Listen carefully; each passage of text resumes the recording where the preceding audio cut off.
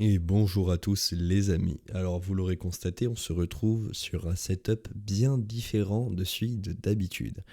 Alors qu'est-ce qui se passe? Pourquoi la caméra est moins bonne? Pourquoi le micro est meilleur? Pourquoi tant de questions? Eh bien c'est tout simplement parce que je n'ai plus de PC.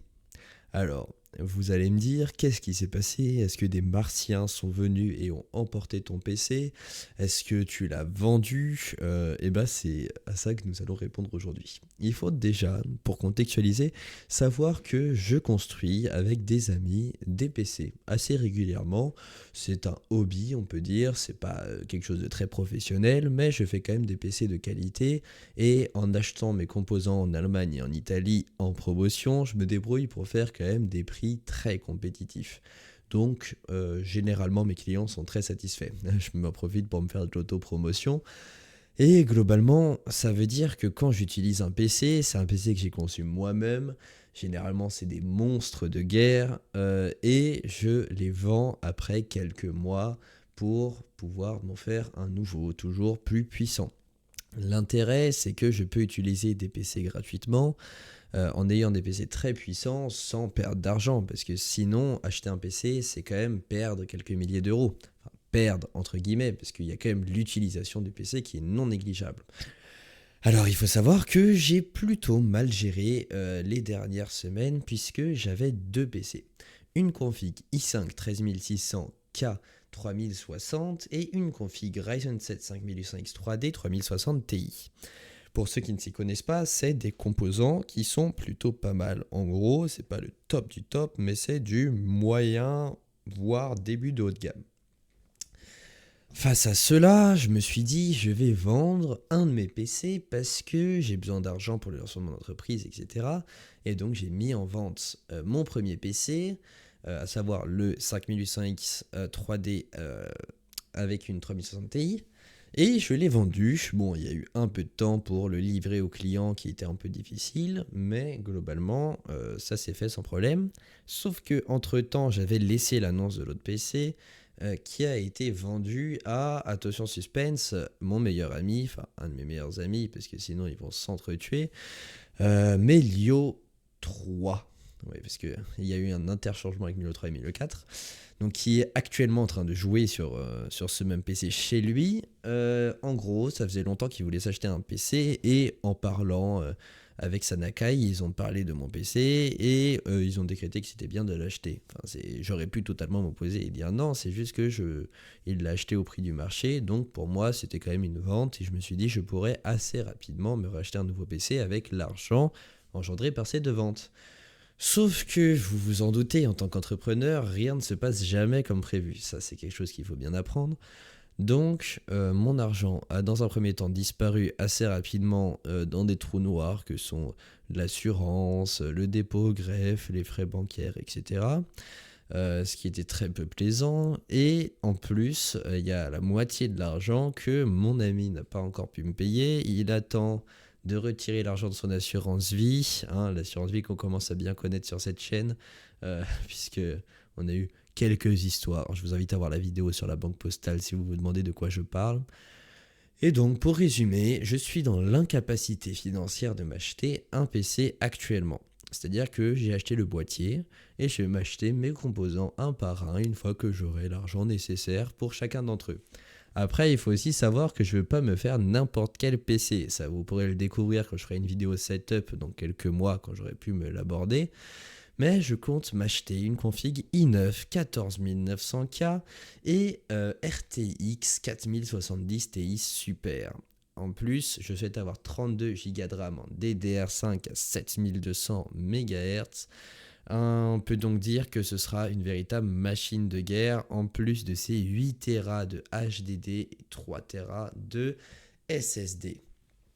Bref, c'est une machine de guerre. Vraiment, là, on va pouvoir aller rouler sur l'ennemi, à savoir les jeux difficiles à faire tourner et le stream.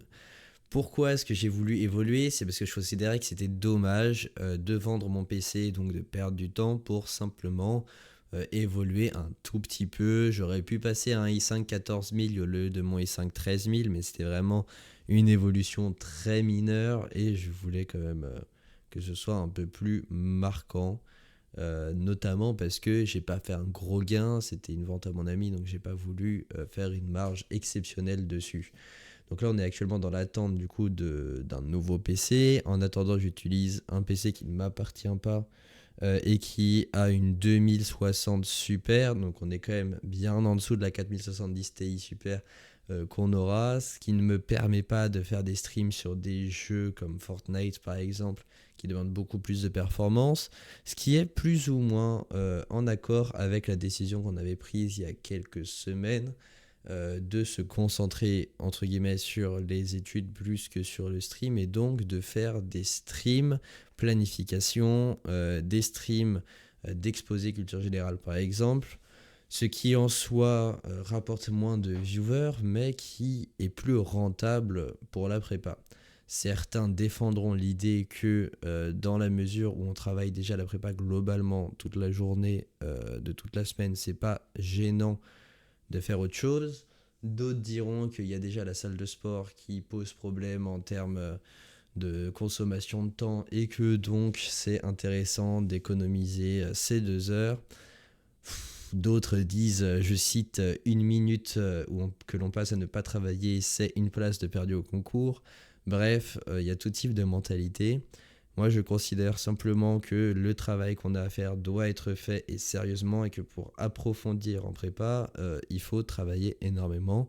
Parce que survoler les sujets, c'est faisable, faire les exercices demandés, c'est faisable, mais ce qui est vraiment complexe, c'est d'aller en profondeur, de comprendre en profondeur, et donc d'avoir une chance d'être prêt au concours. Parce que si on comprend en profondeur, on est capable déjà de faire les exercices beaucoup plus difficiles qui sont proposés au concours, et surtout on est capable d'aller beaucoup plus vite, et ça c'est quelque chose de vraiment nécessaire. Par exemple, s'entraîner au calcul mental pour pas perdre bêtement du temps à taper des trucs sur sa calculatrice, tu vois, c'est des petits trucs mais qui additionnés quand tu fais 10 000 calculs sont gros. Bref, vous l'aurez compris, je n'ai pas de setup, et ce pour quelques semaines, voire mois, parce que je commence quand même à acheter mes pièces, c'est-à-dire que là j'ai un boîtier qui va arriver, et ce qui pose problème c'est vraiment juste la carte graphique et le processeur. Il faut que j'attende d'avoir reçu l'argent de mon ancien PC pour pouvoir m'aborder celui-là, et il faut aussi que j'attende le remboursement de mon entreprise à qui j'ai prêté de l'argent puisqu'on n'avait pas accès au compte en banque d'entreprise pour faire les dépenses obligatoires, à savoir le dépôt au greffe par exemple qui est payant, les frais de compte bancaire qui sont assez conséquents, l'assurance, etc. En gros, il faut patienter, mais on aura une config quand même assez exceptionnelle, et je vous avoue qu'une de mes plus grandes hâtes c'est de faire une vidéo sur cette nouvelle config, parce que non seulement j'aurai un micro pro, une caméra vraiment quali, parce que ça c'est une qualité webcam, hein, donc je crois que vous concevez mal à quel point c'est une bonne webcam, parce que la grande majorité des webcams on me voit en 144p complètement caca, et en plus là j'ai étendu parce que sinon ça faisait un truc bizarre, mais globalement on est au minimum de la performance de cette caméra. Bref, on va bien glow up une fois qu'on aura un bon setup. C'est sur cette citation vraiment très qualitative que je vous laisse. On se retrouve donc très prochainement pour une nouvelle vidéo qui seront probablement filmées avec mon téléphone. Et justement, n'hésitez pas à me dire s'il y a une vraie différence audio entre ce micro et le micro du téléphone, parce que c'est quand même des choses notables.